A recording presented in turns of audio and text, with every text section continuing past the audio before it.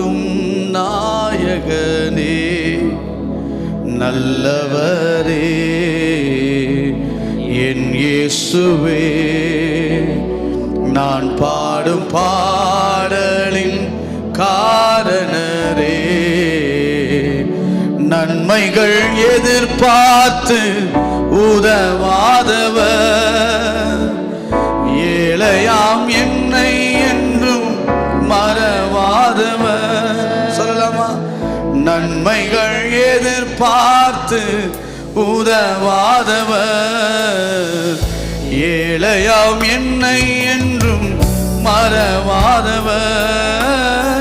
துதி உமக்கே, கனம் உமக்கே, புகழும் மேன்மையும் ஒருவருக்கே. உயர்த்தி கனம் உமக்கே, புகழும் மேன்மையும் ஒருவருக்கே. துதி உமக்கே, துதி உமக்கே, கனம் உமக்கே, புகழும் மேன்மையும் ஒருவருக்கே. நல்லவரே என் இயேசுவே, நான் பாடும் பாடலின் காரணரே, நல்லவரே என் இயேசுவே. நான் பாடும் பாடலின் காரணரே, நன்மைகள் எதிர்பார்த்து உதவாதவர், ஏழையாம் என்னை என்றும் மறவாதவர். நன்மைகள் எதிர்பார்த்து உதவாதவர், ஏழையாம் என்னை என்றும் மறவாதவர். துதி உமக்கே, உயர்த்தி புகழும் மேன்மையும் ஒருவருக்கே. துதி உமக்கே, கனம் உமக்கே, புகழும் மேன்மையும் ஒருவருக்கே. துதி உமக்கே, துதி உமக்கே, கனம் உமக்கே, புகழுமே. இத சொல்ல சொல்ல ஒரு அற்புதம் நடக்குது. சொல்லுங்க, துதி உமக்கே, துதி உமக்கே, ஓ கனம் உமக்கே, இயேசுவே. ஆமென். ஒருவருக்கே. துதி உமக்கே, துதி உமக்கே, இயேசுவே. மேன்மையும் ஒருவருக்கே. சொல்லலாமா? எத்தனை மனிதர்கள் பார்த்தேனையா, ஒருவரும் உம்மை போல இல்லையா. எத்தனை மனிதர்கள் பார்த்தேனையா, ஒருவரும் உம்மை போல இல்லையா. நீரின்றி வாழ்வே இல்லை உணர்ந்தேனையா, உந்தனின் மாறா அன்பை மறவேனையா. சொல்லலாமா? நீரின்றி வாழ்வே இல்லை உணர்ந்தேனையா, உந்தனின் மாறா அன்பை மறவேனையா. துதி உமக்கே, இயேசுவே. புகழும் ஒருவருக்கே, இயேசுவே.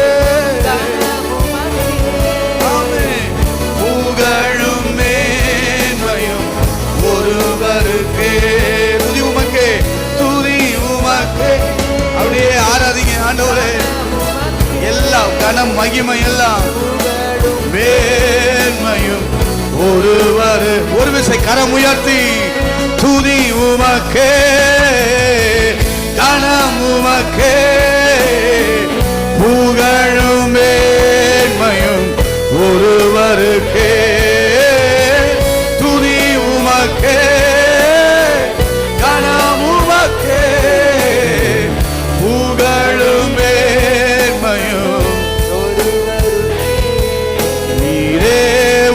உன்னதர், நீரே பெரியவர், நீரே பரிசுத்தர், உம்மை ஆராதிப்பே. நீரே உன்னதர், நீரே பரிசுத்தர், நீரே மகத்துவர், உம்மை ஆராதிப்பே. எல்வலாம் நீரே, உமக்கு ஆரம்பம் இல்லையே. எல்வலாம் நீரே, உமக்கு முடிவொன்றும் இல்லையே. எல்வலாம் நீரே, உமக்கு ஆரம்பம் இல்லையே. எல்வலாம் நீரே, உமக்கு முடிவொன்றும் இல்லையே. என்னை அறிந்தவர் இல்லையே, உம்மை புரிந்தவர் உமக்கு வந்தவர் இல்லையே. உமக்கு உருவங்கள் இல்லையே, உம்மை அறிந்தவர் இல்லையே. நல்லா உயர்த்தி சொல்லுங்க ஆண்டவரே. உமக்கு உருவங்கள் இல்லையே. நீரே உன்னதர், நீரே பரிசுத்தர், நீரே மகத்துவர், உம்மை ஆராதிப்பே. நீரே உன்னதர், நீரே பரிசுத்தர், நீரே மகத்துவர், உம்மை ஆராதி. கரம் உயர்த்தி. நீரே உன்னதர், நீரே பரிசுத்தர், நீரே மகத்துவர், உம்மை ஆராதிப்பே. நீரே உன்னதர், நீரே பரிசுத்தர், நீரே மகத்துவர், உம்மை ஆராதிப்பே. கரங்களை உயர்த்தி உள்ளத்தின் ஆழத்தில் சொல்லுங்க. நீரே உன்னதர், நீரே உன்னதர், நீரே பரிசுத்தர், நீரே மகத்துவர், உம்மை ஆராதிப்பே. நீரே உன்னதர், நீரே பரிசுத்தர், நீரே மகத்துவர், உம்மை ஆரா. ஒரு விசை கூட நீரே. நீரே உன்னதர். உயர்த்தி சொல்லுங்க ஆண்டவரே. நீங்க தான் உன்னதர், நீங்க தான் மகத்துவர், உம்மை ஆராதிப்பே. ஹல்லேலூயா, ஹல்லேலூயா, ஹல்லேலூயா, ஹல்லேலூயா, ஹல்லேலூயா, ஹல்லேலூயா, ஹல்லேலூயா, ஹல்லேலூயா. ரெண்டு கரங்களை உயர்த்தி.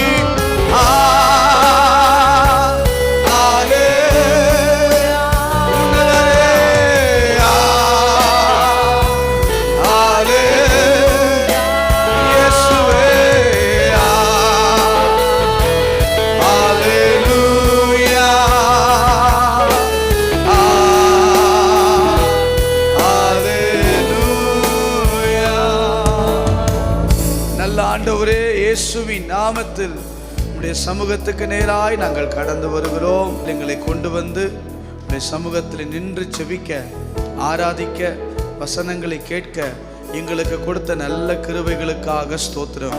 உம்முடைய நாம மாத்திரம் உயர்ந்திருக்கட்டும். இயேசுவின் நாமத்தில் பிதாவே, ஆமென். கரங்களை உயர்த்தி அல்லேலூயா சொல்லுங்க பார்ப்போம்.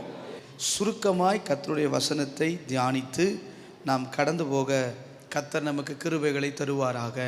ஏசாயா 55ஆம் அதிகாரம் 13வது வசனத்தின் வாசிக்க கேட்கலாம். ஏசாயா 55வது அதிகாரம் 13வது வசனம். முட்செடிக்கு பதிலாக தேவதாரு விருட்சம் முளைக்கும். தேவதாரு விருட்சம் காஞ்சோரிக்கு பதிலாக மிருது செடி எழும்பும். அது கர்த்தருக்கு கீர்த்தியாகவும் நிர்மூலமாகாத நித்திய அடையாளமாகவும் இருக்கும். கரங்களை உயர்த்தி அல்லேலூயா சொல்லுங்க. ஆண்டவர் சொல்லுகிற வசனம், முட்செடிக்கு பதிலாக தேவதாரு விருட்சம் முளைக்கும். அல்லேலூயா. நம்முடைய ஆண்டவர் பொதுவாகவே நீங்கள் வேதத்தை நன்கு கவனித்து பார்ப்பீர்களே ஆனால் நமக்கு சரியாய் விளங்க பண்ணுவதற்கு உவமைகள் மூலமாக, உவமானங்கள் மூலமாக சில காரியங்களை ஆண்டவர் வேதத்திலே விளக்கி சொல்லுவதை நாம் பார்க்க முடியும். உதாரணத்திற்கு ஒரு விதையை குறித்தும் நிலத்தை குறித்தும் ஆண்டவர் பேசுகிறார். எப்படி பேசுகிறார்? நிலம் என்பது நம்மை வைத்தும், விதை என்பது வேத வசனத்தை வைத்தும், சில விதைகள் வழியருகே விழுந்தன. அந்த வழியருகே விழுந்த விதைகளை சத்துருவானவன் எடுத்துக்கொண்டு போனான். சில விதைகள் கற்பாறையில் விழுந்தன, அவைகள் விளைந்தது, ஆனால் வேர் கொள்ளாமல் போனபோது அது காய்ந்து போயிற்று. அடுத்து சில விதைகள் முட்செடிகள் விழுந்தது, அது நெருக்கி போட்டப்பட்டது. அடுத்து சில விதைகள் நல்ல நிலத்தில் விழுந்தது. இப்படி ஆண்டவர் அநேக உவமானங்களாக, உவமைகளாக, திஷ்டாந்தங்கள் மூலமாக கர்த்தர் நமக்கு வெளிப்படுத்தி காட்டுகிறார். அல்லேலூயா சொல்லுங்க. இதற்கு ஆண்டவர் வேதத்தில் அநேக காரியங்களை தேவன் பயன்படுத்துகிறார். நீங்கள் பார்த்தீங்கன்னு சொன்னால் இயற்கையான மரங்கள், செடிகள், இவைகளை எல்லாம் ஆண்டவர் நமக்கு ஒப்பிட்டு பேசுகிறார். இப்போ உதாரணத்திற்கு நீதிமானை பார்த்து சொல்லுகிறார், நீதிமான் பனைமரத்தை போல செழித்து வளருவான் அப்படின்னு சொல்கிறார். பிள்ளைகள் ஒலிவ மர கன்றுகள் போல இருப்பார்கள் என்று ஆண்டவர் சொல்லுகிறார். நீங்கள் இதே விலங்குகளை நோக்கி நீங்கள் பாருங்கள், நீதிமான் சிங்கத்தை போல தைரியமுள்ளவனாக இருப்பான் என்று சொல்லுகிறார். சத்துருக்கு கூட சிங்கத்தை ஆண்டவர் உதாரணமாய் வெளிப்படுத்தி காட்டுகிறார். தன்னை கூட யூதராஜ சிங்கமாய் அவர் வெளிப்படுத்தி தன்னை காட்டுகிறார். இப்படி காக்கையை கவனித்து பாருங்கள், எறும்பை கவனித்து பாருங்கள். வேதத்திலே ஆண்டவர் நமக்கு கற்றுக் கொடுப்பதற்கு அநேக விதமான உவமைகளால், ஓமானங்களால் ஆண்டவர் விளக்கி காட்டுவதை வேதத்தில் நாம் வாசிக்கலாம். அல்லேலூயா சொல்லுங்க பார்ப்போம். சில நேரங்களில் வெளிச்சத்தை ஆண்டவர் உவமாய் பேசுகிறார். உப்பு என்று சொல்கிறார். நீங்கள் பூமிக்கு உப்பாய் இருக்கிறீர்கள், வெளிச்சமாய் இருக்கிறீர்கள். ஆண்டவர் இப்படி பல காரியங்களை வேதத்தில் ஆண்டவர் நமக்கு உவமானமாய், உவமைகளாய் நம்மை வைத்து, இயற்கைகளை வைத்து ஆண்டவர் நமக்கு காட்டிக்கிறது அவருடைய வழக்கம். அல்லேலூயா சொல்லுங்க. நல்லா கவனிங்க. வசனத்தை கேட்கும்போது நல்லா கேட்கணும், நல்ல வசனத்தை கேட்கணும். ஏன்னா வசனம் ஒரு மனிதனுக்குள்ளே இருந்தால் தான் வாழ்க்கையில் வர எந்த போராட்டங்கள், பிரச்சனைகளாக இருந்தாலும் நிலைத்திருப்பதுக்கு வசனம் தான் கிரியை செய்யும். அல்லேலூயா சொல்லுங்க. வார்த்தை ஒளிந்து போகாது. வார்த்தை அப்படியே நிற்கும் நமக்குள்ள. அதுதான் நம்மளை கட்டும், அதுதான் கிறிஸ்துவுக்குள்ளே சிறப்படுத்தும். இந்த வசனத்தை கவனித்து கேட்கும்போது, இது விதைக்கப்படும் போது நல்ல பலன்கள் கொடுக்க வேண்டும். அட்லீஸ்ட் 30வது 60வது 100வது பலன் கொடுக்க வேண்டும். அல்லேலூயா சொல்லுங்க. எடுத்துட்டு போயிடக்கூடாது. அது அப்படியே கேட்டதோடு கடந்து போகிற அனுபவம் இல்லை. பாருங்கள், 3 காரியங்களோட வசனத்தை கேட்கணும். ஒன்று, நீங்கள் எப்படி கேட்கணும் அப்படின்னா, ஓப்பன் மைண்ட், திறந்த மனதோடு கர்த்தருடைய வசனத்தை நீங்கள் கேட்கணும். கர்த்தருடைய வசனத்தை எப்படி கேட்கணும்னா, திறந்த மனம், நமக்கு நல்ல ஓப்பனாக இருக்கணும். மைண்டு ஃபுல்லாக திறந்து, எந்த டிஸ்டர்பன்ஸும் இருக்கக்கூடாது, எந்த தொந்தரவுகளும் இருக்கக்கூடாது. அதனால தான் பிள்ளைகள்கிட்ட விளையாடாதீங்க, செல்ஃபோனில் உட்காராதீங்க, கவனித்து கேளுங்க அப்படிலாம் ஏன் சொல்கிறோம்னா, அந்த திறந்த மனதோடு எவ்வளவு நம்ம திறந்து வசனத்தை கேட்க பழகிறோமோ அந்த அளவு ஆண்டவர் நமக்குள்ளே கிரியை செய்ய வல்லமை உள்ளவராக இருக்கிறார். அல்லேலூயா. அந்த நிலம், நாம தான் நிலம் அப்படின்னா, இந்த நிலம் இடம் கொடுக்கணும். விதைக்கிறவர் அவராக இருந்தாலும் ஆனால் அந்த நிலம் அந்த விதையை ஏற்றுக்கொள்ளணும். ரெண்டாவது, நீங்கள் என்ன அப்படின்னு பார்த்தீங்கன்னா, அப்சர்வ், அதாவது ஈர்க்குற அனுபவத்தோடு வசனத்தை கேட்கணும். அப்படியே ஈர்க்கணும் உங்களை வசனத்தை கேட்கும்போது அதில் அப்படியே ஈர்த்து உள்ளே போயிடணும். அப்படியே கேட்டுட்டு இருக்கும்போது எங்கேயோ சிந்தையை அப்படியே போயிடக்கூடாது. அந்த வசனம் அப்படியே நம்மளை ஈர்க்கணும். ஈர்த்து கொள்ளும்போது தான் அது பலன் கொடுக்க முடியும். அல்லேலூயா சொல்லுங்க. ஒன்று, எப்படி கேட்க சொன்னேன்? ஓப்பன் மைண்டு, திறந்த மனதோடு கர்த்தருடைய வசனத்தை கேட்கணும். ரெண்டாவது, அப்சர்வ், இழுக்கணும். ஒரு பிள்ளை ஸ்கூலில் இருக்கிறான்னு சொன்னால், அந்த பிள்ளை, சில பிள்ளை பிள்ளைங்க வீட்டில் படிக்கவே மாட்டாங்க, ஆனால் நல்ல மார்க் எடுப்பாங்க. என்னன்னு போய் கேட்டு பாருங்கள்.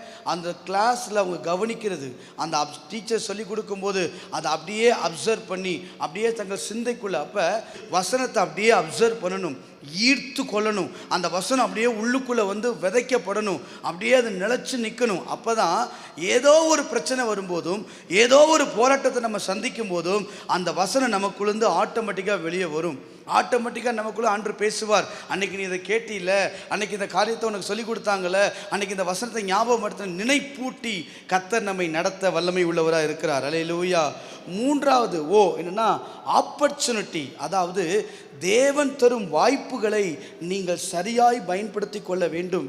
காலங்கள் மிக பொல்லாதவைகள். கடைசி காலத்தில் வந்து நிற்கிறோம். வசனத்தை தேடக்கூடிய காலத்தில் வந்திருக்கிறோம். இன்னைக்கு நூதனமான உபதேசங்களும் நூதனமான சூழ்நிலைகளும் ரொம்ப லகுவாய் ஆசீர்வாதத்தை மாத்திரம் பேசிட்டு போகிற ஒரு காலகட்டத்தில் வந்துட்டோம். அல்ல, இந்த வாய்ப்புகளை நம்ம பயன்படுத்தி கொள்ளணும். இந்த வாய்ப்பை ஒரு நாள் நம்ம விட்டுறக்கூடாது. இது தேவன் எனக்கு கொடுத்த வாய்ப்பு, இது தேவன் எனக்கு கொடுத்த ஒரு சந்தர்ப்பம். இதை சரியாக நான் பயன்படுத்துவேனால் கண்டிப்பாக சொல்ல முடியும், கர்த்தர் நம்மை ஆசீர்வதிக்க வல்லமை உள்ளவர். அல்லேலூயா. பொதுவாகவே வசனத்தை கேட்கும்போது ஸ்டீவ் ஜாப்ஸ், ஆப்பிள் நிறுவனத்துடைய மிகப்பெரிய ஃபவுண்டர் அவர் தான். அவர் மரிப்பதற்கு முன்பு ஒரு வாக்கியத்தை அவர் சொன்னார், எனக்கு நல்ல ஞாபகம் இருக்குது. ஸ்டே ஹங்கரி ஸ்டே ஃபூலிஷ் அப்படின்ற வார்த்தையை சொன்னார். அதாவது எப்போதும் பசியோடு இருங்கள், எப்போதும் ஞானம் இல்லாதவர்களைப் போலவே இருங்கள் அப்படின்னு சொன்னார். அப்படின்னா என்ன அர்த்தம்னா, நான் வளரணும், நான் சாதிக்கணும், நான் நிலைச்சிருக்கணும், நான் மேன்மைப்படணும், அப்படின்னு நான் உயரணும் அப்படின்னு ஒரு மனுஷன் நினச்சானா இந்த ஃபார்முலாவை கடைபிடிக்கணும்.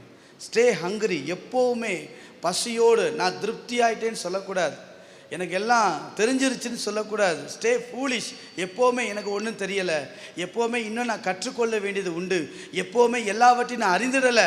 எனக்கு வயசு அதிகமாக இருக்கலாம், அனுபவங்கள் அதிகமாக இருக்கலாம், ஆனால் அதெல்லாம் தாண்டி இன்னும் எனக்கு கற்றுக்கொள்ள வேண்டிய அநேக பாடங்கள் உண்டு. அல்லேலூயா சொல்லுங்க பார்ப்போம். இப்போ இதெல்லாம் அப்படி கேட்கணும். வசனத்தை அப்படி கேட்கும்போது தான் நம்ம வாழ்க்கையில் அந்த வசனம் கிரியை செய்ய ஆரம்பிக்கும். ஓப்பன் மைண்டாக கேட்கணும், அப்சர்வ், இழுத்து கொண்டு கேட்கணும். மூணாவது நான் சொன்னேன் ஆப்பர்ச்சுனிட்டி. தேவனுடைய கொடுக்குற இந்த வாய்ப்புகளை தவற விட்டுறக்கூடாது. இன்றைக்கி வயநாட்டில் இருக்கிற மக்களுக்கு இந்த ஆப்பர்ச்சுனிட்டி இருக்குமா? தெரியாது. அந்த மற்ற பிரதேசங்கள்லாம் யோசிச்சு பாருங்கள், வெள்ளங்கள்லாம் வருது, பூமி எதிர்ச்சி வருது. அவங்களாம் இப்படி உட்காந்து ஜாலியாக உட்காந்து சந்தோஷமாக சமாதானமாக உட்காந்து கேட்க முடியுமா? முடியாது. ஏன்னு சொல்கிறேன்னா, இதே வாய்ப்புகள் எல்லா நாளும் நமக்கு கிடைக்காது. வாய்ப்பு உள்ள போதே அதை சரியாய் தக்க வைத்து கொண்டால், அந்த வசனத்தை அப்படியே கேட்டுக்கிட்டோம்னா, ஒரு காலத்தில் இந்த வசனம் நம்மை போதித்து நம்மை வழிநடத்த போதுமானதாக இருக்கும். கரங்களை உயர்த்தி அல்லேலூயா சொல்லுங்க பார்ப்போம். சரி, இங்கே வருவோம். நல்லா கவனிங்க. ஓமைகளால் ஓமானங்களால் ஆண்டவர் வேதத்திலே அநேக காரியங்களை ஆண்டவர் சொல்லியிருந்தாலும், இங்கேயும் இஸ்ரவேல் ஜனத்துக்கு ஆண்டவர் சொல்லுகிற வசனம் என்னன்னா, விளக்க காரியம்னா, முச்செடிக்கு பதிலாக தேவதாரு விருட்சம் முளைக்கும். வேதத்தை நீங்கள் நல்லா வாசித்து பார்த்தீங்கன்னா, முள்ளுடைய தன்மைகள் வித்தியாசம், அனுபவங்கள் வித்தியாசம். தேவதாரு விருட்சங்களுடைய அனுபவங்கள் வித்தியாசம். இதை ரெண்டையும் நான் உங்களுக்கு காட்டிட்டு அப்படியே நேராக வார்த்தைக்கு நேராக போக போகிறோம். நல்லா கவனிங்க. முள் என்பதுடைய தன்மைகள் டோட்டலியாக சேஞ்ச், வித்தியாசமானது. தேவதாரு விருட்சம் அப்படின்றது அதுவும் டோட்டலியாக வித்தியாசமானது. இப்போ முள் என்பது என்ன அப்படின்னா, உதாரணத்துக்கு முள் என்பது ஒன்று சாபத்தை குறிக்கிறது. ஆதியாகமம் 3ஆம் அதிகாரம் 18ஆம் வசனத்தை நீங்கள் வாசித்து பாருங்கள்.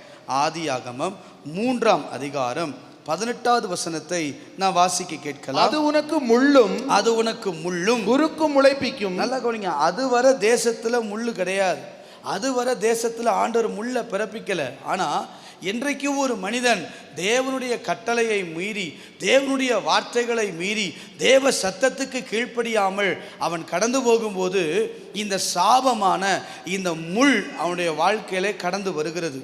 அப்படின்னா முள் அப்படின்னா என்ன அப்படின்னா, ஒரு சாபம் நிறைந்தது. கர்த்தருடைய வசனத்துக்கு தேவ கோபம் நிறைந்தது கூட வச்சுக்கொள்ளுங்களேன். தேவ கோபப்படுற பாருங்க, நான் உனக்கு புசிக்க வேணான்னு சொன்ன கனியை நீ ஏன் புசிச்ச, அதனால முள் பிறப்பிக்கும், கஷ்டம் வரும், எல்லாமே சொல்றாரு பாருங்களேன். முள் என்பது தேவ கோபம் நிறைந்த ஒரு சாபம். ரெண்டாவது முள் என்பது என்ன அப்படின்னா வேதனைக்குரியது. 2 கொரிந்தியர் 12ஆம் அதிகாரம் 7ஆம் வசனத்தை நீங்கள் வாசித்து பாருங்கள். 2 கொரிந்தியர் 12ஆம் அதிகாரம் 7ஆம் வசனத்தை நீங்க வாசித்து பார்ப்பீர்களானால், அன்றியும் எனக்கு வெளிப்படுத்தப்பட்டவைகளுக்குரிய மேன்மை நிமித்தம் நான் என்னை உயர்த்தாதபடிக்கு என் மாம்சத்திலே ஒரு முள் கொடுக்கப்பட்டிருக்கிறது. பவுலுக்கு இந்த முள்ளு கொடுக்கப்பட்டிருந்தது. பவுலுடைய வாழ்க்கையை நீங்க கவனிச்சு பார்த்தீங்கன்னு வச்சுக்கோங்களேன், நிறைய வேதனைகள் பாடுகளை அனுபவித்த ஒரு மனிதர். நீங்கள் கவனிச்ச அநேக தினம் கண் விழிப்பிலும் உபவாசத்திலும் நிர்வாணத்திலும் பசியிலும் நிறைய காரியத்தை பவுல் சொல்கிறாரு. வேதனை அடிகள் பட்டிருக்கிறாரு. இவைகளெல்லாம் தாண்டி பவுலுக்கு ஒரு வேதனை இருந்திருக்குன்னு சொன்னால் அது இந்த முள்ளு தான்.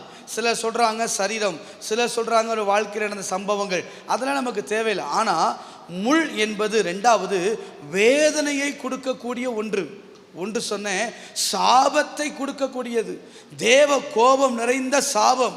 நம்ம வாழ்க்கையில் கூட அப்படிதான். கர்த்தருடைய வார்த்தைக்கு கீழ்ப்படியாமல் போகும், கர்த்தருடைய வார்த்தைக்கு செவி கொடுக்காமல் போகும் நிமித்தம், ஆண்டவருக்கு பிடிக்காத காரியத்தை செய்வது நிமித்தம் தேவனுடைய கோபம் நம்முடைய வாழ்க்கையில் கடந்து வரும். அது ஆண்டவர் விசனப்படுகிற காரியமாக இருக்கும். ரெண்டாவது நான் சொல்கிறேன், முள் என்பது என்ன அப்படின்னு நீங்கள் பார்த்தீங்கன்னா, அது முள் வேதனைக்குரியது. என் சரீரத்துக்குள்ளே இருக்கும், பல வேதனைகளை சந்தித்தாலும் இது வேதனையாகவே இருக்கும் அப்படின்னு சொல்லப்படுது. மூன்றாவது முள் அப்படின்னா என்ன அப்படின்னா, மத்தேயு 13:22ஆம் வசனத்தை வாசிப்பீங்கன்னா கவலை என்பதை குறிக்கிறது. வாசிக்கலாம். மத்தேயு 13ஆம் அதிகாரம் 22வது வசனம். முள்ளுள்ள இடங்களில் விதைக்கப்பட்டவன் வசனத்தை கேட்கிறவனாய் இருந்தும், நல்ல கவனிங்க, வசனத்தை கேட்கிறவனாய் இருந்தும் உலக கவலையும் ஐஸ்வர்யத்தின் மயக்கமும் வசனத்தை நெருக்கி போடுகிறதுனால். பாருங்க, கவலை. முள் என்பது என்னன்னா கவலை. வாழ்க்கையை குறித்து, எதிர்காலத்தை குறித்து, பிள்ளைகளை குறித்து, வேலையை குறித்து, ஊழியங்களை குறித்து, அல்லது மற்ற ஏதோ ஒரு காரியத்தை குறித்து கவலைகள். அந்த கவலை ஒரு முள்ளு. நான் மீண்டும் சொல்கிறேன், சாபம் ஒரு முள்ளு, வேதனை ஒரு முள்ளு. சரியா? அடுத்து கவலை, பயங்கரமான கவலை. ஐயோ, நாளைக்கு நான் என்ன செய்கிறது, இந்த இடத்துக்கு நான் போகணுமே, இந்த காரியத்தை நான் செய்து முடிக்கணுமே, இவ்வளவு பாரத்தோடு இருக்குது, இவ்வளவு பிரச்சனைகளோடு இருக்கிறேனே. இந்த கவலைகள் என்பது முள் என்று வேதம் நமக்கு மிக தெளிவாய் சொல்லுகிறது.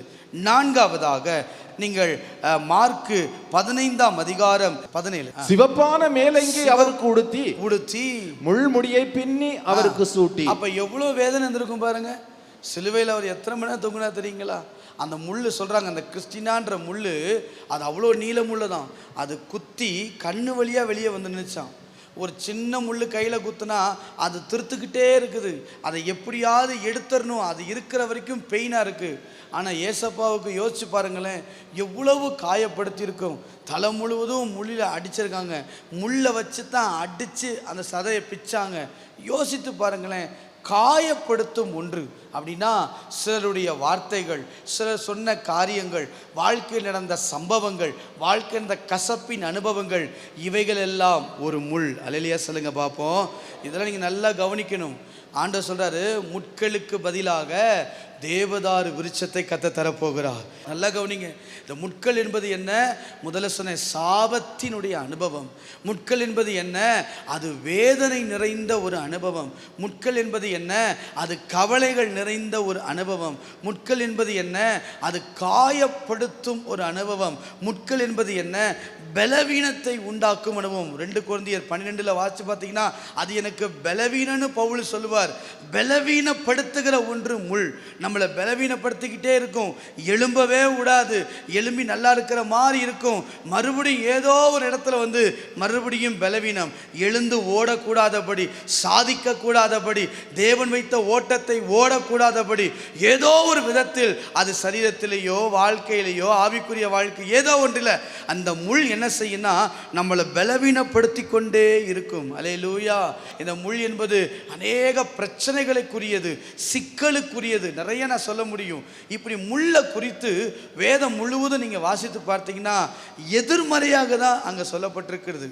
ஆனால் இன்றைக்கு ஆண்டவர் சொல்லுகிறார், முள்களுக்கு பதிலாக தேவதாரு விருட்சத்தை கர்த்தர் முளைக்க பண்ண போகிறார். நல்லா இந்த செய்தியை கவனிக்கணும். நான் இன்னும் இன்ட்ரோக்குள்ளே தான் நிற்கிறேன், நல்லா கவனிங்க. தேவதாரு விருட்சம்னா என்ன, அதை புரிஞ்சால் தானே செய்ய முடியும். தேவதாரு விருட்சம்னா என்ன வாசிக்கலாம். 1 ராஜாக்கள் 9ஆம் அதிகாரம் 11வது வசனத்தை நீங்கள் வாசியுங்கள். 1 ராஜாக்கள் 9ஆம் அதிகாரம் 11வது வசனத்தை வாசிக்க கேட்கலாம். தன்னுடைய விருப்பத்தின்படியெல்லாம் தனக்கு கேதுரு மரங்களையும் தேவதாரு விருட்சங்களையும் பொன்னையும் கொடுத்து வந்த தீருவின் ராஜாவாகிய ஈராமுக்கு ராஜாவாகிய சாலோமோன். அதாவது இதை நீங்க வாசிச்சு பாருங்க, ஆலயத்தை கட்டுவதற்கு வாசல் கதை உண்டாக்குவதற்கு கொடுக்கப்பட்டது தான் தேவதாரு விருட்சம். அப்படின்னா சுருக்கமாக சொன்னால் வாசல் அப்படின்னு சொல்லலாம். வாசல் அப்படின்னாலே ரட்சிப்பு என்பது அர்த்தம்.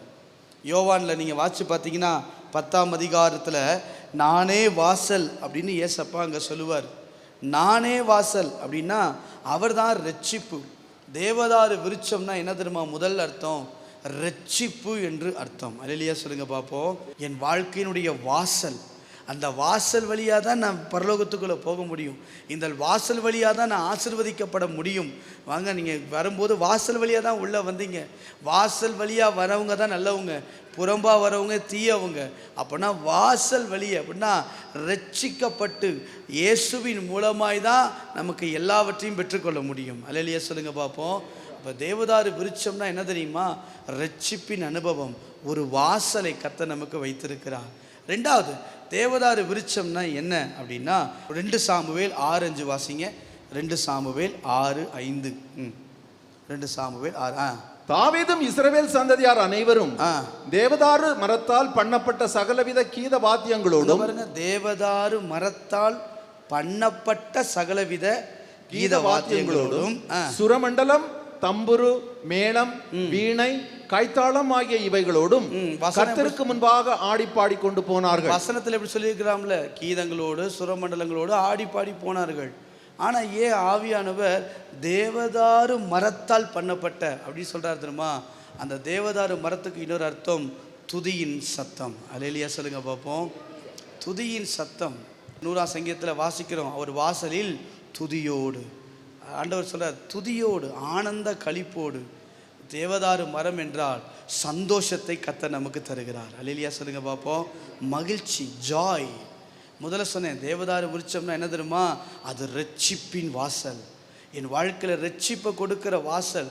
அந்த வாசல் வழியாக நான் உள்ளே வந்தால் எனக்கு ஆண்டவர் என்னை ரட்சிக்கிறார். எனக்கு ஒரு உறுதி, எனக்கு ஒரு ஸ்டாண்டர்ட், எனக்கு ஆண்டவர் வந்திருக்கான்ற நம்பிக்கை எனக்கு இருக்குது. ரெண்டாவது, அந்த தேவதாரு மரத்துக்கு 2வது அர்த்தம் தெரியுமா? துதியின் அனுபவம். நான் உள்ளே வரும்போது என் வாழ்க்கையில துயரங்களை கர்த்தர் துதியின் சத்தத்தால் மாற்றப் போகிறார். அல்லேலூயா சொல்லுங்க பார்ப்போம். தேவதாரு என்றால் துதி என்று அர்த்தம். 3வது, தேவதாரு என்றால் என்ன அப்படின்னா 1 ராஜாக்கள் 6ஆம் அதிகாரம் 15ஆம் வசனத்தை நீங்கள் வாசிங்க. 1 ராஜாக்கள் 6ஆம் அதிகாரம் 15வது வசனம். ஆலயத்து சுவர்களின் உட்புறத்தை தளம் தொடங்கி சுவர்களின் மேல் மச்சு மட்டும் கேதுரு பலகைகளால் மூடி இப்படி உட்புறத்தை மரவேலையாக்கி ஆலயத்தின் தளத்தை தேவதாரு விருட்சங்களின் பலகைகளால் தள வரிசைப்படுத்தினான். தேவதாரு விருட்சங்களின் பலகைகளால் தள வரிசைப்படுத்தினான். இந்த தளவரிசை என்பது வேதத்தில் ரொம்ப ஆழமான ஒரு பகுதி. இது என்ன அப்படின்னா நீதியை வெளிப்படுத்துகிற இடம். சரியா? இது எங்கே நீங்கள் பார்க்கலான்னா யோவான் 19ஆம் அதிகாரம் 13ஆம் வசனத்தில் வாசிங்க.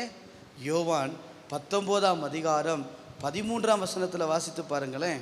பிலாத்து இந்த வார்த்தையை கேட்ட பொழுது இயேசுவை வெளியே அழைத்து வந்து தளவரிசை படுத்தின மேடை என்றும், தளவரிசை என அழைக்கப்பட்ட மேடை எனும் எபிரேய பாஷையிலே கபத்தா என்றும் சொல்லப்பட்ட இடத்தில். நல்ல கவனிங்களேன், இங்கே தேவ நீதி நிறைவேற்றுவதற்கு இயேசு அந்த மேடையில் ஏறினார். தேவதாரு விருட்சம்னு என்ன தெரியுமா? நீதி, தேவ நீதி, நீதி உள்ள ஒரு வாழ்க்கை.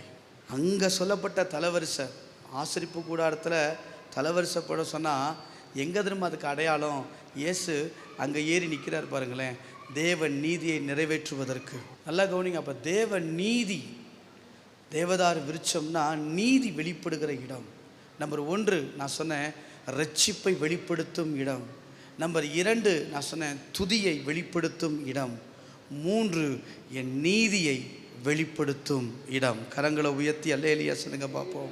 தேவதாரு விருட்சம்னா என்ன? ஏசாயா 60ஆம் அதிகாரம் 13வது வசனத்தை வாசிக்கலாம். 4வது ஏசாயா 60ஆம் அதிகாரம் 13வது வசனம்.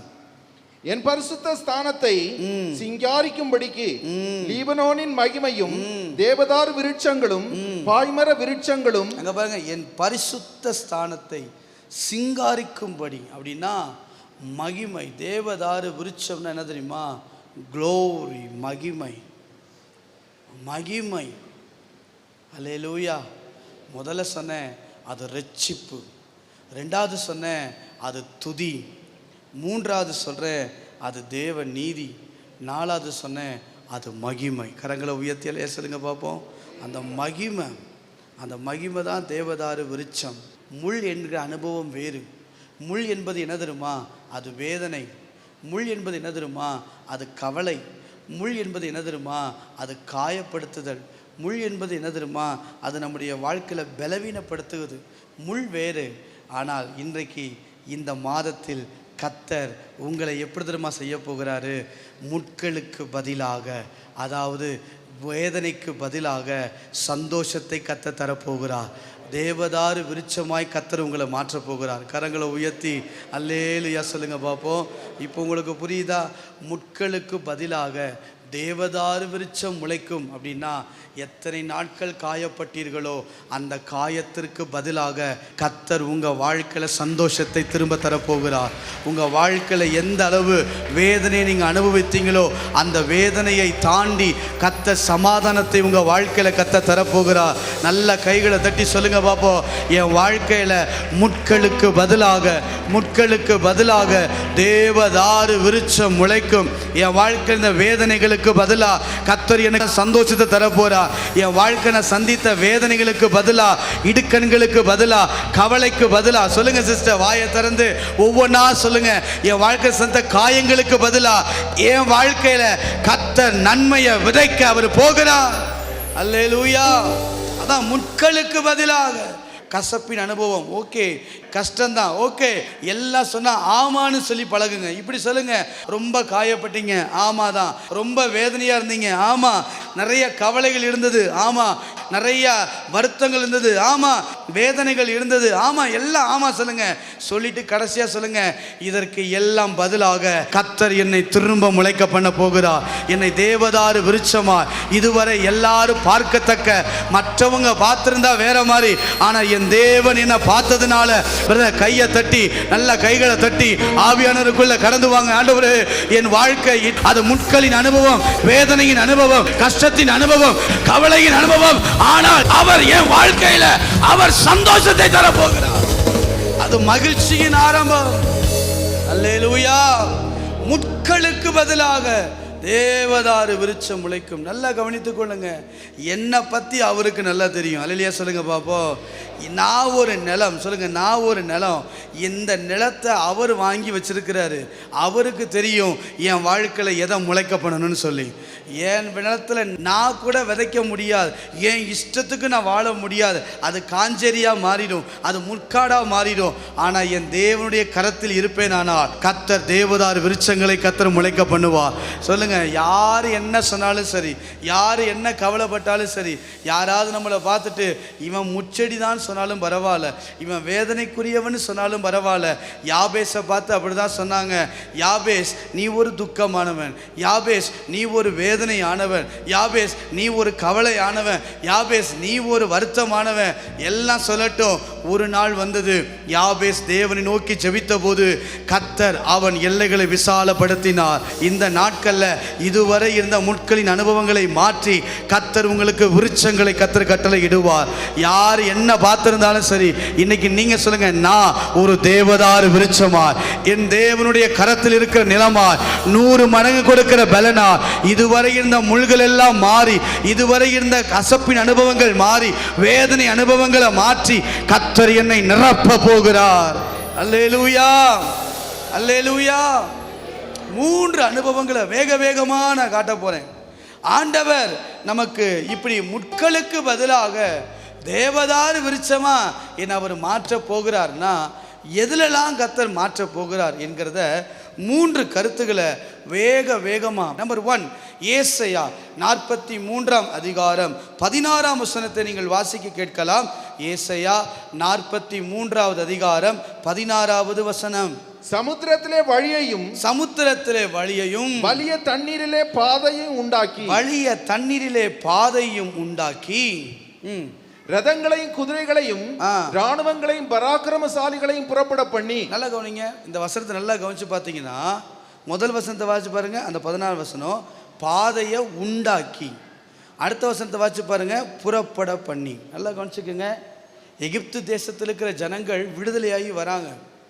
நல்லா கவனிங்க, முட்களுக்கு பதிலாக, இந்த வார்த்தையை நல்லா கவனிக்கணும். அப்படின்னா முட்களின் அனுபவம் நம்ம வாழ்க்கையில் வரும்.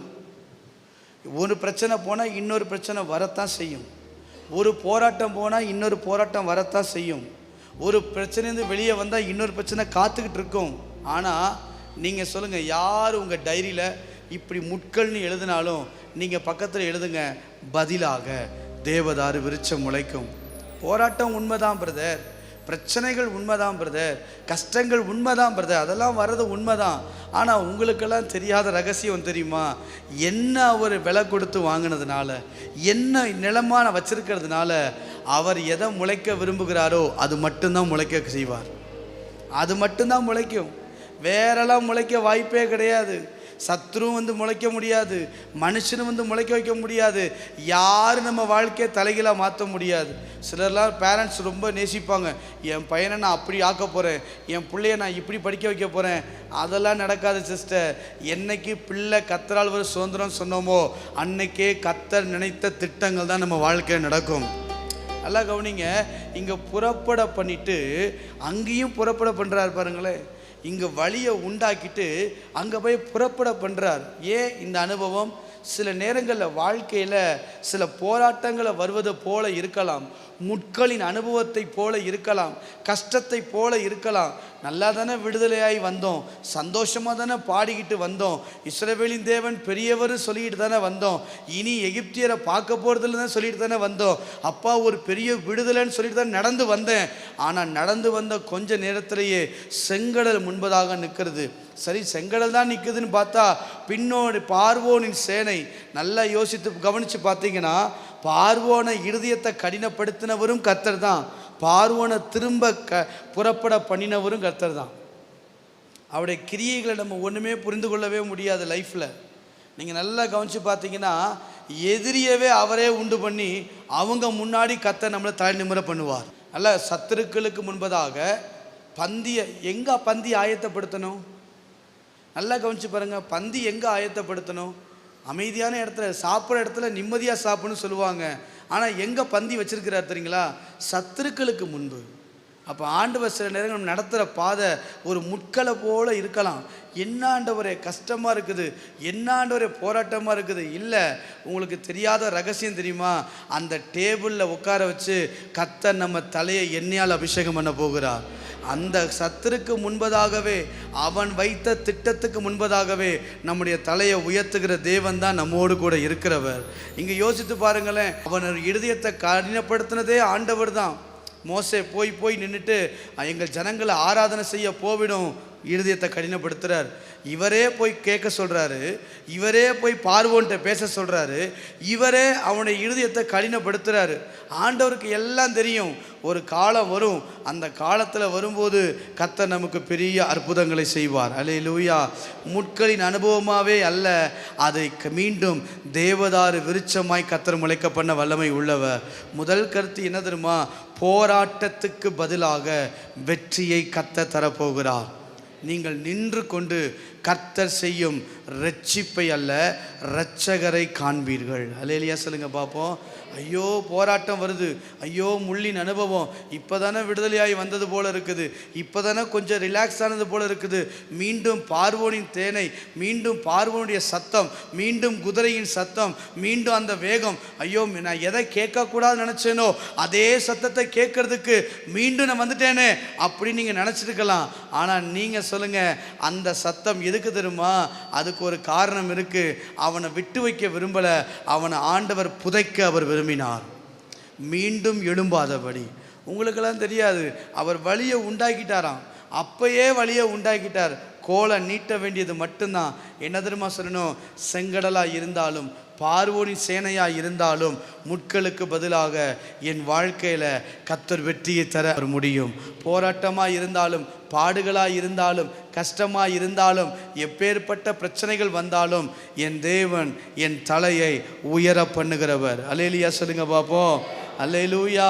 யோசேப்புடைய வாழ்க்கையில் அப்படி தான் நடந்துச்சு. நிறைய போராட்டங்கள் வந்தது, நிறைய பாடுகள் வந்தது, ஆனால் ஒன்றும் செய்ய முடியவில்லை. தானியேலின் காரியம் ஜெயமாக இருந்ததுக்கு காரணம் என்ன? அவனுக்கு தெரியும், எத்தனை ராஜாக்கள் வந்தாலும் ஒன்றும் பண்ண முடியாது, சிங்கக்கவியிலே நின்றாலும் ஒன்றும் சேதப்படுத்த முடியாது. காரணம் என்ன தெரியுமா? என் தேவன் அவருடைய திட்டம் மாத்திரம்தான் நிறைவேறும். அல்லேலூயா சொல்லுங்க பார்ப்போம். இன்றைக்கி ஆண்டவர் தெளிவாக சொல்கிறார். உங்களுக்கு தெளிவாக நீங்கள் வேணால் விசுவாசத்தோடு, அதான் சொல்கிறேன், அந்த அப்சர்வ், அந்த வசனத்தை ஏற்றுக்கொள்வீர்களே ஆனால், அந்த வசனத்தை அப்படியே அங்கீகரிப்பீங்கன்னா இந்த வார்த்தைகள் நமக்குள்ளே நிறைவேற கிருபை தருவார். இதுவரை இருந்த வேதனை, இதுவரை இருந்த கவலை, இதுவரை இருந்த போராட்டம், இதுவரை இருந்த காயத்தின் அனுபவங்கள் எல்லாம் மாறி கர்த்தர் நமக்கு சந்தோஷத்தை, சமாதானத்தை, துதிக்க பண்ணுகிற அனுபவத்தை கர்த்தர் தருவார். அல்லேலூயா. என் தேவனால் கூடாதது ஒன்றும் இல்லை. அவரால் எல்லாம் கூடும். அல்லேலூயா சொல்லுங்க பாப்போம். எல்லாம் கூடும். முடியாததுன்னு நினைச்சதெல்லாம் கர்த்தர் முடிய பண்ண போகிறார். நடக்காது நினைச்சத கர்த்தர் நடக்க பண்ண போகிறார். வராது நினைச்சத கர்த்தர் திரும்ப தர போகிறார். அல்லேலூயா. ஆகும், எல்லாம் ஆகும், உம்மாலேதான் எல்லாம் ஆகும். ஆகும், எல்லாம் ஆகும். ஆமென். உம்மாலேதான் எல்லாம் ஆகும். ஆமென். ஆகும், எல்லாம் ஆகும். இயேசுவே உம்மாலேதான் எல்லாம் ஆகும். சொல்லி முடியாத அற்புதம் செய்பவர் நீரே ஐயா, நீரே. எண்ணி முடியாத அதிசயம் செய்பவர் நீரே ஐயா, நீரே. சொல்லி முடியாத அற்புதம் செய்பவர் நீரே ஐயா, நீரே. எண்ணி முடியாத அதிசயம் செய்பவர் நீரே ஐயா, நீரே. அப்பா உமக்கு ஸ்தோத்திரம், அன்பே உமக்கு ஸ்தோத்திரம். அப்பா உமக்கு ஸ்தோத்திரம். இயேசுவே அன்பே உமக்கு ஸ்தோத்திரம். நல்லா கைதடி பாடு. உம்மால் ஆகாத காரியம் ஒன்றுமில்லை, உம்மால் ஆகாத காரியம் ஒன்றுமில்லை, உம்மால் ஆகாத காரியம். நம்பிக்கையோடு எல்லாமே அல்லேலூயா. ஒரு விசை கூட ஆகும், ஆகும், எல்லாம் ஆகும். என் தேவனாலே உம்மாலேதான் எல்லாம் ஆகும். அல்லேலூயா. ஆகும், எல்லாம் ஆகும். இயேசுவே எல்லாம் ஆகும். அல்லேலூயா. முதல்ல சொன்னேன், போராட்டத்துக்கு பதிலாக வெற்றியை கர்த்தர் தருவார். ரெண்டாவது சங்கீதம் 66:12 வசனத்தை நீங்கள் வாசியுங்கள். சங்கீதங்களிலே 66ஆம் சங்கீதம், சங்கீதம் 66:12 வசனம். மனுஷரை எங்கள் தலையின் மேல் ஏறி போக பண்ணினி, மனுஷரை எங்கள் தலையின் மேல் ஏறி போக பண்ணினி, தீயையும் தண்ணீரையும் கடந்து வந்தோம். நீங்க இந்த சம்பவம் சொல்லுது, மனுஷரை எங்க தலை மேல ஏறி போக பண்ணினீங்க அப்படின்னா என்ன அர்த்தம்? இந்த சங்கீதக்காரனை வாசித்து பார்த்தீங்கன்னா எந்த பிரச்சனைக்கும் தாவீது போகலை. ஆனால் அவனுடைய வாழ்க்கையில் நிறைய மனிதருடைய பிரச்சனைகள் வந்தது. ஒரு பக்கம் நண்பர்களுடைய துரத்துதல், இன்னொரு பக்கம் எதிராளிகள் துரத்துறாங்க, இன்னொரு பக்கம் பார்த்திங்கன்னா குடும்பத்தில் இருக்கிறவங்க துரத்துறாங்க, பார்த்திங்கன்னா கூட இருக்கிறவங்களே எதிரியாக மாறுறாங்க. ஒரே அப்பந்தட்டில் புசித்தவன் குதிங்கால தூக்கினான்னு வாசிக்கிறோம். பயங்கரமான 4 பக்கமும் தாவீது மனிதர்களால் நெருக்கப்பட்டான். அப்போ சொல்கிறாரு, மனிதர்களை தலைமையில் ஏறி போக பண்ணினீங்க அப்படின்னா என்ன அர்த்தம்? சில நேரங்களில் நம்ம வாழ்க்கையில் இப்படிப்பட்ட சூழல்கள் கடந்து வரும். அண்ணால பெனினா ரொம்ப கஷ்டப்படுத்தினா, மனநோவாக இருந்தாங்களாம் மற்றவங்களுக்கு, ஈசாக்கு. யோசித்து பாருங்கள், சில மனிதர்கள் நமக்கு மனநோவா வேதனை உள்ளவங்களா தலைமையில் ஏறி போகிறவங்களா இருப்பாங்க. ஆனால் ரிசல்ட் என்ன தெரியுமா? ஒரு பக்கம் மனுஷன் ஏறி போகட்டும், ஒரு பக்கம் தண்ணீர் தீயெல்லாம் வரட்டும், ஆனால் ரிசல்ட் என்னென்னா அங்கே பாருங்கள், எங்களை செழிப்பான இடத்தில் கொண்டு வந்து விட்டீர். அல்லேலூயா சொல்லுங்க பார்ப்போம். ரெண்டாவது, கர்த்தர் உங்களுக்கு என்ன செய்ய விரும்புகிறார் அப்படின்னா, துன்பத்திற்கு பதிலாக மகிழ்ச்சியை தேவன் தர விரும்புகிறார். அல்லேலூயா சொல்லுங்க. முதல்ல சொன்னேன், போராட்டத்திற்கு பதிலாக ஒரு வெற்றி. அங்கே பார்த்தீங்கன்னா போராட்டம். இப்போ தான் ஒரு பிரச்சனைலேருந்து வெளியே வந்தாங்க. இத்தனை 430 வருஷமாக அடிமைகளாக இருந்தோம். இப்போ தான் அந்த பிரச்சனையெல்லாம் முடிஞ்சிச்சு, அந்த போராட்டங்கள்லாம் முடிஞ்சிச்சு. இனி எனக்கு அந்த போராட்டமே இல்லைன்னு வெளியே வரும்போது தான் மறுபடியும் ஒரு போராட்டம் வர்றது போல் இருக்குது. ஆனால் அந்த போராட்டங்கள் நம்மை முடிப்பதற்காக அல்ல, அவர்களை முடிப்பதற்காக கர்த்தர் கொண்டு வந்தார். அதான் நான் சொன்னேன், எதிரிகளை சில நேரங்களில் ஆண்டவர் நமக்கு ஏற்படுத்தி கொடுத்து அவர்கள் மூலமாகவே கர்த்தர் நம்மை உயர்த்த வல்லமை உள்ளவர். யோசேப்பை அவங்க சகோதரர்கள் சும்மாவே விட்டுருந்தா நல்லா இருந்திருக்காது. ஆனால் குழியில் தூக்கி போட்டதுனால தான் அவங்க மத்தியில் யோசேப்பை தேவன் உயர்த்தி வைத்தார். தானியேலு சிறைபிடித்து கொண்டு போகப்பட்டதுனால தான் தானியேலின் காரியம் ஜெயமாய் மாறினது. சில காலங்களில் முட்களின் அனுபவம் வந்தாலும் நீங்கள் சொல்லுங்கள், எந்த போராட்டம் வந்தாலும் அதற்கு பதிலாக கர்த்தர் எனக்கு வெற்றியை தரப்போகிறார். அல்லேலூயா சொல்லுங்க. ரெண்டாவது நான் சொன்னேன், துயரங்களுக்கு பதிலாக, துயரம் வேதனை நிறைந்த வாழ்க்கை. ஏன்னா முள்ளுனா வேதனைன்னு சொன்னேனே, முள்ளுனா காயப்படுத்துன்னு சொன்னேனே. சங்கீதக்காரன் தாவீத ஆண்டவர் சொல்லுவார், மௌனமாக இராதேரும், என் சத்துருக்கள் எவ்வளவா பெருகியிருக்காங்க, மௌனமாக இராதீங்க ஆண்டவரே. அப்படியெல்லாம் ஜெபிக்கிறத நீங்கள் வேதத்தில் பார்க்கலாம். என் உள்ளம் உடஞ்சி சொல்லுவார், நான் ஓடுறேன், எர்மோன் மலை மற்ற மலைகளுக்கு ஓடிக்கொண்டிருக்கேன்னு சொல்கிறார். அந்த அளவுக்கு துரத்தப்பட்ட ஒரு தாவீது, அந்த அளவுக்கு துயரங்களையும் வேதனைகளையும் சந்தித்த தாவீது. ஆனால் வேதம் சொல்லுகிறது, மனுஷ தலைமையில் ஏறி போகலாம், அது ஒரு முள்ளின் அனுபவம். ஆனால் அதற்கு பதிலாக ரிசல்ட் என்ன தெரியுமா? செழிப்பான இடத்தில் தாவீதை கர்த்தர் கொண்டு வந்து வைத்தார். அல்லேலூயா சொல்லுங்க. நீங்கள் நினச்சி பார்க்க முடியாது சொல்லவா, தாவீதை துரத்தினவங்கெல்லாம் அவங்களே போய் தாவீதை கூட்டிகிட்டு வர்றதுக்கு கர்த்தர் செய்தாராம். எதிரிகள் முன்பதாகவே கர்த்தர் தலை நிமிர்ந்து நடக்க பண்ணுவார். அவ்வளவு நல்ல தேவன். இன்னைக்கு நான் சொல்ல முடியும், துயரத்துக்கு பதிலாக கர்த்தர் ஒரு சந்தோஷத்தை நமக்கு தரப்போகிறார். அல்லேலூயா சொல்லுங்க. அல்லேலூயா. சங்கீதம் 31:15 வசனத்தை நீங்கள் வாசியுங்கள். சங்கீதம் 31:15 வசனம். என் காலங்கள் உமது கரத்தில் இருக்கிறது. என்ன அர்த்தம்? என் காலம் அவர் கரத்தில் இருக்கு. அவருக்கு தெரியும், அவருக்கு எந்த நேரத்தில் என்னை உயர்த்தணும் தெரியும். நான் அடங்கி இருந்தால் ஏற்ற காலத்தில் என்னை உயர்த்துகிற தேவன் அவர். அல்லேலூயா சொல்லுங்க. நீங்கள் துன்பத்தை பார்த்துருக்கலாம், ஆனால் அதற்கு சரியாய், அதற்கு ஈடாய் வேதம் சொல்லுகிறது, துன்பத்தை கண்ட வருஷங்களுக்கு சரியாய் மகிழ்ச்சியாக்குகிற தேவன் நம்மோடு தேவன். எப்படி முச்சடிக்கு பதிலாக எப்படி தேவதாரு விருட்சம் முளைத்ததோ, கண்ட துன்பங்களுக்கு பதிலாக கர்த்தர் நம்மை ஆனந்த களிப்புள்ள உதடுகளோடு அவர் துதியின் சத்தத்தை துணிக்க பண்ணி மகிழ்ச்சி ஆரவாரத்தோடு இருக்க பண்ணுகிறவர். கரங்களை உயர்த்தி அல்லேலூயா சொல்லுவோமா? மூன்றாவதாக யோபு 23:10 வாசிக்கலாம். யோபு 23:10. துன்பத்திற்கு பதிலாக ஆனந்த மகிழ்ச்சியை தேவன் நமக்கு தருகிறார். ஆனாலும் நான் போகும் வழியை அறிவார், அவர் என்னை சோதித்த பின் நான் அடுத்து இந்த வசனத்தை என்ன சொல்லப்படுதுன்னா, நல்ல துயரத்துக்கு பதிலாக தேவன் சந்தோஷத்தினால் நிரப்புவார். அல்லேலூயா. துன்பம் வேற, துயரம் வேற. அதெல்லாம் எக்ஸ்பிளைன் பண்ணி காட்டணும். துன்பம் என்பது வேற, சரியா? துயரம், மனசுக்குள்ள துயரம், யார்ட்டையும் சொல்ல முடியாத வேதனை இன்னைக்கு இருக்குமானா கர்த்தர் உங்களை சந்தோஷமாய் தலை நிமிர பண்ண போகிறார். அல்லேலூயா, அல்லேலூயா. இதெல்லாம் ஏன் ஆண்டவர் செய்கிறார் தெரியுமா உங்களுக்கு? இப்போ வாசிங்க ஏசாயா 55:13 வசனத்தை வாசிங்க. ஏசாயா 55:13 வசனம். முச்சடிக்கு பதிலாக தேவதாரு விருட்சம் முளைக்கும், காஞ்சொரிக்கு பதிலாக மிருது செடி எழும்பும். அது கர்த்தருக்கு கீர்த்தியாகவும் நிர்மூலமாகாத நித்திய அடையாளமாகவும் இருக்கும். அல்லேலூயா சொல்லுங்க பாப்போம். இதெல்லாம் கர்த்தர் ஏன் தெரியுமா உங்களுக்கு நமக்கு செய்கிறாரு? அது தேவனுக்கு கீர்த்தியாய் மாறுவதற்கு, நாம் தேவனுக்கு புகழ்ச்சியாய் மாறுவதற்கு கர்த்தர் முட்களுக்கு பதிலாக தேவதாரு விருட்சத்தை கர்த்தர் நமக்கு தரப்போகிறார். கண்களை மூடி நாம் செபிக்க போகிறோம். உள்ளத்தின் ஆழத்திலிருந்து, ஆண்டவரே, இந்த முச்செடிக்கு பதிலாக தேவதாரு விருட்சம் என் வாழ்க்கையில் முளைக்கட்டும்.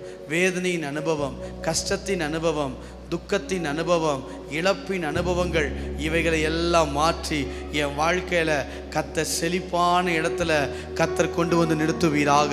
Thank you Holi spirit. கரங்களை உயர்த்தி அப்படியே அர்ப்பணித்து ஜெபம் பண்ணுங்க. இதுவரை நாங்கள் சந்தித்த போராட்டங்கள், இதுவரை நாங்கள் சந்தித்த பிரச்சனைகள், இதுவரை எங்கள் வாழ்க்கை சந்தித்த அந்த கவலையான காரியங்கள், வேதனை நிறைந்த காரியங்கள், இவைகளுக்கு பதிலாக கர்த்தர் இன்றைக்கு திரும்ப தேவதாரு விருட்சத்தை அவர் நமக்கு தரப்போகிறார். சந்தோஷத்தை தரப்போகிறார், சமாதானத்தை கர்த்தர் தரப்போகிறார், ரட்சிப்பை தேவன் தரப்போகிறார், வெற்றியை தேவன் தரப்போகிறார், ஜெயத்தை கர்த்தர் தரப்போகிறார். அவர் அவ்வளவு நல்லவர். தேவதாரு விருட்சமாய் நாம் எழும்புவதற்கு தேவன் கிருபைகளை தருவாராக.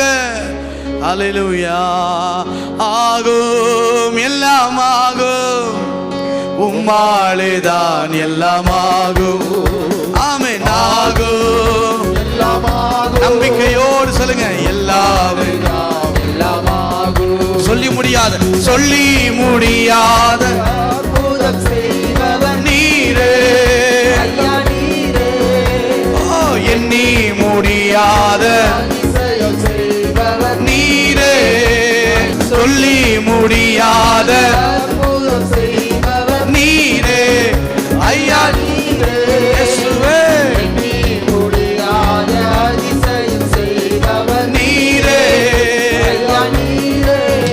எங்கள் அப்பா உமக்கு ஸ்தோத்திர, அன்பே உமக்கு ஸ்தோத்திர, இயேசு அப்பா உமக்கு ஸ்தோத்திர, ராஜாவே உமக்கு ஸ்தோத்திர.